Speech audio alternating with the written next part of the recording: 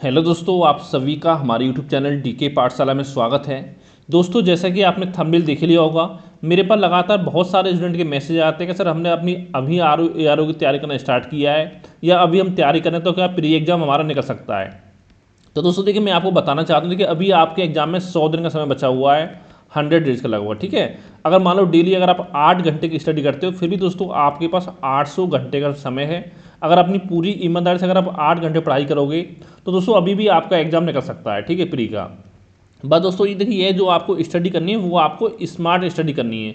अब ये नहीं कि आप इतिहास को पूरा पढ़ रहे हो, ऐसे नहीं। दोस्तों जो आपके इंपॉर्टेंट टॉपिक होते हैं जहाँ से लगातार क्वेश्चन आपके आते रहें, तो वो ज़्यादा उन पर ज़्यादा फोकस आपको करना है। ठीक है, तो पूरी रणनीति बताऊंगा इस वीडियो में किस तरह से आपको तैयारी करनी चाहिए। साथ दोस्तों मैं आपको बताना चाहता हूँ, देखिए अगर आपको आर ओ एग्जाम की तैयारी के लिए पूरा कंप्लीट स्टडी मटेरियल चाहिए प्री मेंस का, जिसमें आपका जीएस, करंट अफेयर, हिंदी आपका हो गया और साथ में आपका निबंध हो गया। ठीक है, तो दोस्तों आप मुझे व्हाट्सएप पे मैसेज कर सकते हो, हमारे ग्रुप बने हुए हैं सारे। तो दोस्तों बहुत ही कम फीस पर जो हमारे नोट्स हैं वो आपको प्रोवाइड करा दी जाएंगे। ठीक है, अगर आप ग्रुप में जुड़ना चाहते हो तो इस नंबर पर व्हाट्सएप पर आप मैसेज कर सकते हो 7042654209 पर। और साथ दोस्तों अगर आपको नोट्स का डेमो चाहिए तभी भी इसी नंबर पर मुझे व्हाट्सएप पर आप मैसेज कर सकते हो। अब दोस्तों हम बात करते हैं किस तरह से आपको तैयारी करनी चाहिए। यहाँ पर देखिए दोस्तों, सबसे पहला देखिए जो आपको चीज़ पॉइंट ध्यान देना है, जो मैं बता ही चुका हूँ, 8 घंटे आपको स्टडी करनी है दोस्तों। जहाँ पर देखिए जो आपकी कोर सब्जेक्ट हैं उन पर आपको ज़्यादा फोकस करना है। कोर का दोस्तों मतलब मेरा ये है कि जहाँ से ज़्यादा क्वेश्चन आपके एग्जाम पूछे जाते हैं वो सब्जेक्ट आपको पहले तैयार करनी है। जैसे कि दोस्तों इसमें सबसे जो अहम रोल होता है वो होता है आपका करंट अफेयर का। करंट अफेयर दोस्तों कम से कम मान चलो 20 से लेकर के 25 क्वेश्चन आपके एग्जाम पूछे जाएंगे। और यहाँ पर आपको कोशिश करनी है करंट अफेयर में लगभग 75-80% के आसपास जो क्वेश्चन है वो आपके एग्जाम में सही होने चाहिए। ठीक है, और मैं बता ही चुका हूँ कि अगर आप हमारे जो मैंने करंट अफेयर के नोट्स प्रोवाइड कराए छात्रों को, अगर वो आपने पढ़ ली अच्छे से तो दोस्तों उसके अलावा कोई और मैगजीन आपको पढ़ने की जरूरत आपको नहीं पड़ेगी। क्योंकि दोस्तों जितनी भी मार्केट में अच्छी मैगजीनें आती हैं उन सभी से मिला करके मैंने नोट जो बनाकर आपके लिए तैयार किए हैं। ठीक है, अगर लेने को चाहो तो मुझे व्हाट्सएप पर आप मैसेज कर सकते हो, तो वहाँ से पढ़ लोगे, पूरा करंट आपको कवर हो जाएगा। बस ज़्यादा नहीं, आपको 30 मिनट पढ़ना है डेली करंट अफेयर। इसके अलावा दोस्तों एक आपका यहाँ पर आता है वो ज्योग्राफी, यानी कि Indian geography plus world geography. और साथ में अगर इसमें हम सेंसेक्स को भी शामिल करते हैं तो इतना मानिए कम से कम आपके 25 से लेकर के 28 क्वेश्चन के आसपास जो हैं वो आपको एग्जाम में मिल जाएंगे। अब देखिए बच्चे क्या करते हैं कि इंडियन ज्योग्राफी पढ़ लेते हैं लेकिन वर्ल्ड ज्योग्राफी छोड़ देते हैं, तो ऐसा काम आपको नहीं करना है। क्योंकि दोनों से लगभग बराबर से क्वेश्चन आपके एग्जाम यानी 10-10 12-12 क्वेश्चन आपके लगातार दोनों से ही एग्जाम में पूछे जाते हैं। ठीक है, किसी से कम नहीं आपके नहीं आते हैं, 1-2 क्वेश्चन का फर्क पड़ता है केवल। तो ये पूरा आपको तैयार करना है। अब देखिए तैयार कहाँ से करना है दोस्तों, देखिए या तो पढ़ सकते हो आप परीक्षावाणी, और या फिर दोस्तों पढ़ सकते हो महेश वोरा सर की बुक आती है उससे आप पढ़ सकते हो। ठीक है, ज्योग्राफी को। और दोस्तों इसके बाद देखिए फिर जो आपका आता है वो है आपका रीजनिंग।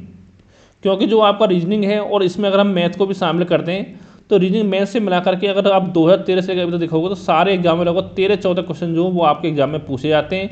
यहाँ पर ज़्यादा नहीं करना, अगर थोड़ी सी अगर आप मेहनत कर लोगे तो पूरे में पूरे क्वेश्चन आप एग्जाम में सॉल्व कर सकते हो। जैसे रीजनिंग बात करें, यहाँ पर दोस्तों मुश्किल से आपको 10 से 12 चैप्टर ऐसे हैं जो आपको तैयार करने हैं, वहीं से क्वेश्चन आपके एग्जाम में पूछे जाते हैं। और मैथ में क्या है, यहाँ पे 5 से चैप्टर, जैसे कि आपका नंबर सिस्टम हो गया, परसेंटेज, प्रॉफिट लॉस, एवरेज, आपका रेशियो प्रोपोर्शन हो गया। ठीक है, टाइम एंड वर्क, तो यही चैप्टर आप यहाँ पर आपको तैयार करने होते हैं। 3 दोस्तों सब्जेक्ट आपके हो गए।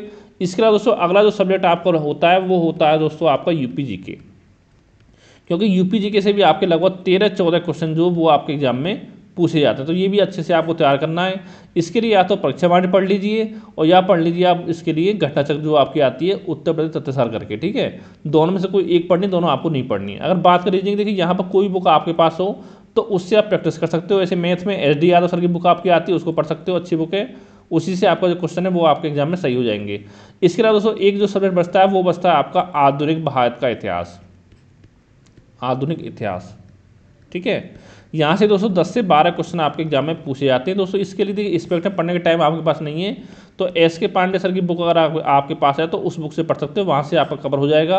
लेकिन थोड़ा सन वगैरह इसमें गलत दे रखी है, वो आप थोड़ा क्रॉस चेक कर लेना। ठीक है, तो यहाँ पर दोस्तों टोटल हम बात करें 45 और 60 यानी 70, यानी अगर आपने ये 5 सब्जेक्ट अगर आपने अच्छे से तैयार कर ली तो लगभग 80 क्वेश्चन के आसपास तो कम से कम आपको एग्जाम में यहीं से देखने को मिल जाएंगे। और यहाँ पर अगर 80 में से अगर आप 65 से 70 के बीच में क्वेश्चन सही कर देते हो तो फिर आपका चांस बन जाता है प्री एग्जाम क्लियर होने का। ठीक है, इसके अलावा दोस्तों कुछ सब्जेक्ट आपके और बचते हैं, जहाँ पर जैसे कि दोस्तों मान लेते हैं हम आपका, जैसे कि आपका पर्यावरण है। दोस्तों यहाँ पर क्या होता है, कुछ क्वेश्चन आपके फिक्स होते हैं कि वहाँ से क्वेश्चन आपके बनने बने। जैसे दोस्तों एक आपका यहाँ पर हो गया एसडीजी, SDG, ठीक है, यानी कि सतत विकास लक्ष्य, जो आपके 17 टारगेट जो रखे गए 2030 तक के लिए। तो दोस्तों 17 टारगेट है, आपको पता होना चाहिए कि लक्ष्य 1 में क्या है, 2 में क्या है, 3 में क्या है।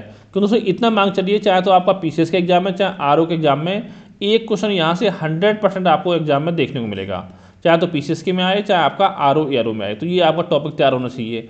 इसके अलावा दोस्तों जैसे कि आपका नेशनल पार्क हो गए, टाइगर रिजर्व हो गए, कौन सा नेशनल पार्क कौन से राज्य में, कौन सा टाइगर कौन से राज्य में है, और साथ में जैसे कि आपका रामसर स्थल हो गए, पता होगा इस समय आपके 85 हो गए इस तरह रामसर स्थल, उसमें से पूछ सकता है कि यूपी में पता होगा 10 हैं आपके, कि यूपी में कौन सा है, ठीक है। इस तरह से क्वेश्चन यहाँ पर बन सकते हैं आपके। इसके अलावा दोस्तों जितने भी आपके पर्यावरण समय जो आपके सम्मेलन अभी तक हुए हैं, वहाँ से क्वेश्चन आपके बनते हैं, ठीक है। सम्मेलन वगैरह, मॉन्ट्रियल प्रोटोकॉल वगैरह का जो सम्मेलन हो गया आपका, ठीक है, और जो आपके हैं ये आपका हो गया। इसके अलावा दोस्तों एक आपका अधिनियम से भी क्वेश्चन आपका बनता है, यानी कि एक आध साल भी छोड़ दिया तो लगभग हर साल बनता है क्वेश्चन अधिनियम से, जहाँ पर 4 आपके ऑप्शन होंगे। पूछेगा कि जैसे वन्य जीव संरक्षण अधिनियम कब लागू हुआ था, पर्यावरण संरक्षण अधिनियम कब लागू हुआ था, ठीक है, और साथ में परियोजनाएं, जैसे कि हाथी परियोजना कब लागू हुई थी आपकी, ठीक है, गेड़ा परियोजना कब लागू हुई, तो ये आपका हो गया। एक दूसरा टॉपिक यहाँ पर आपका गैस का आता है कि कौन सी प्रदूषण के लिए कौन सी गैस जिम्मेदार है। जैसे पूछ सकता है ध्वनि प्रदूषण के लिए कौन सी गैस आपकी जिम्मेदार है, वायु प्रदूषण के लिए कौन सी गैस जिम्मेदार है। तो दोस्तों ये 7-8 चैप्टर आपको तैयार करने हैं, तो वैसे 4-5 क्वेश्चन एग्जाम में आपको देखने को मिल जाएंगे, ठीक है, ये आपको हो गया। अगर हम बात करें दोस्तों पर्यावरण की, तो सॉरी राज्य व्यवस्था की, तो यहाँ भी ज़्यादा मेहनत आपको नहीं करनी है, क्योंकि यहाँ पर कुछ क्वेश्चन आपके फिक्स होते हैं, जैसे कि आपका आर्टिकल हो गया, अनुच्छेद, तो यहाँ से क्वेश्चन कम से कम 1 से 2 क्वेश्चन आपका आना है। और खासकर दोस्तों यहाँ पर आर्टिकल 12 से लेकर के 51A तक जितने भी हैं वो सब आपको तैयार होने चाहिए, यहाँ से एक क्वेश्चन आपका मैक्सिमम बन जाता है, ठीक है। यहाँ के बीच में सारे आपके इंपोर्टेंट हैं। इसके अलावा जैसे कि आपका राष्ट्रपति का, प्रधानमंत्री का हो गया, ठीक है, क्या आपका कौन सी आर्टिकल में, सुप्रीम कोर्ट, हाई कोर्ट आपका, ये सब दोस्तों आपको पढ़ लेना है। आर्टिकल बाद दोस्तों जैसे कि आपका अनुसूची हो गई, तो यहाँ से भी क्वेश्चन आपके बनते हैं कि कौन सी अनुसूची में क्या है। संविधान के भाग हो गए, संविधान के भाग, ये दोस्तों बहुत ही आसान टॉपिक है आपके। संविधान के स्रोत, कि कौन सी चीज़ किस देश के संविधान से ली गई है। संविधान संशोधन अधिनियम आपके हो गए, ठीक है। और एक दोस्तों यहाँ पर पंचायती राज से क्वेश्चन सॉरी, एक आपका पंचायती राज व्यवस्था से क्वेश्चन बनता ही बनता है, वो भी आपको तैयार होना चाहिए। राष्ट्रपति, प्रधानमंत्री, लोकसभा, राज्यसभा, जो चुनाव हुए थे लोकसभा के, तो वहाँ से क्वेश्चन आपको बन सकता है। तो यही आपको चैप्टर यहाँ पर अपने तैयार करने हैं, ठीक है। ज़्यादा नहीं दोस्तों, सबसे आसान जो सब्जेक्ट है आपका जीएस का होता है वो आपका राज्य व्यवस्था ही होता है। इसके अलावा दोस्तों हम बात करें जैसे इकोनॉमी आपका हो गया, कि इकोनॉमिक कौन कौन से टॉपिक पढ़ने चाहिए। जैसे दोस्तों यहाँ पर पंचवर्षीय योजना हो गई, यहाँ से क्वेश्चन बनने का चांस आपका होता है पंचवर्षीय योजना से, कि कौन सी पंचवर्षीय कार्यकाल कब से कब तक था, क्या उसका लक्ष्य था, क्या उसमें आपका हुआ था, ठीक है, वो पूछ सकते किस मॉडल पर कौन सी पंचवर्षीय योजना लागू हुई थी आपकी। इसके अलावा दोस्तों हम बात करें गरीबी वाला, बहुत गरीबी और रोजगार वाला बहुत इंपॉर्टेंट चैप्टर है। यहाँ पर दोस्तों देखिए जितनी भी आपकी रिपोर्ट आई है, वर्ल्ड बैंक की हो, ठीक है, यूनिसेफ में किसी भी आपकी अंतर्राष्ट्रीय संगठन की रिपोर्ट हो, तो वहाँ से एक क्वेश्चन कम से कम बनता है गरीबी पर, ठीक है। और इसके अलावा जो जितनी भी आपके इंटरनेशनल ऑर्गेनाइजेशन है, वहाँ से क्वेश्चन आपको बनता है कि किसका मुख्यालय कहाँ, ये पूछ सकता है आपसे, ठीक है। या कोई नया देश किसी संगठन में शामिल हुआ हो आपका, कि उसके बारे में पूछ सकता है, या कोई नया आपका अध्यक्ष बनाया हो किसी संगठन का हो, तो उसके बारे में पूछ सकता है। तो ये सब चीज़ें यहाँ पर आपको तैयार करनी है।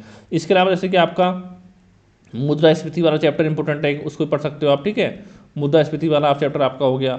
और इसके अलावा दोस्तों मैं बता चुका हूँ बजट और जो आपका समीक्षा, आर्थिक समीक्षा है, वो आपका इंपॉर्टेंट है ये, ठीक है। यहाँ से दोस्तों कम से कम 2-3 क्वेश्चन आपको देखने को मिल जाएंगे बजट और आर्थिक समीक्षा से। तो ये भी आपको अच्छे से तैयार होना चाहिए। जो हमने करंट नॉलेज दिए उसमें सारा आपको कवर कराया गया है, ठीक है, इस तरह से पढ़ सकते हो।